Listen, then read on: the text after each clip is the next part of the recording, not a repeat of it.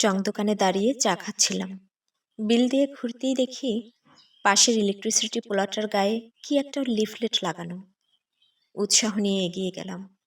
সাদা কাগজে লাল কালি দিয়ে বড় বড় করে লেখা, আমি ১,০০০ টাকার একটা নোট এখানে হারিয়ে ফেলেছি।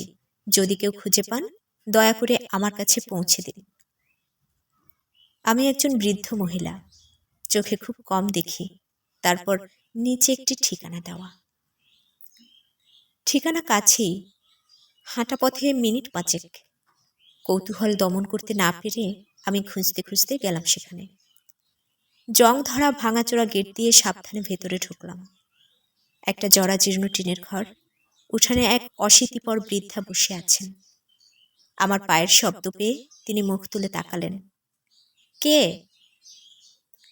আমার সম্বিত ফিরল। গলির মাথায় আমি আপনার ১,০০০ টাকা খুঁজে পেয়েছি।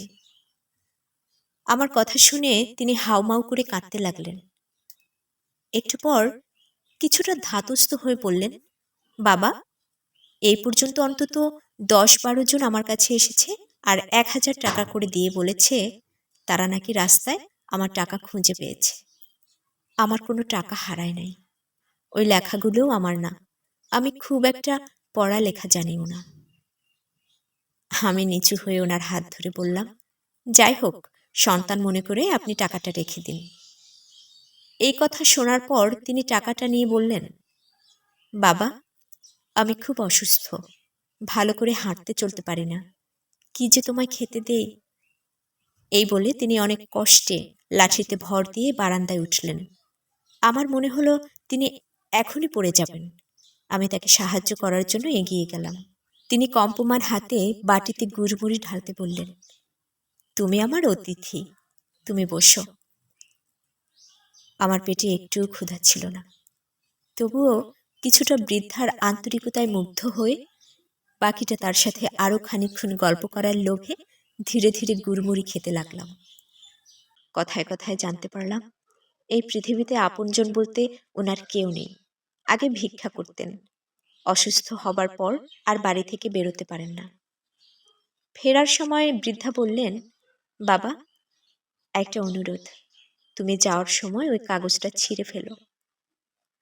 আমি ওনার বাড়ি থেকে বের হওয়ার সময় মনে মনে ভাবছিলাম সবাইকে উনি বলার পরও কেউ কেন কাগজটি ছেড়েনি।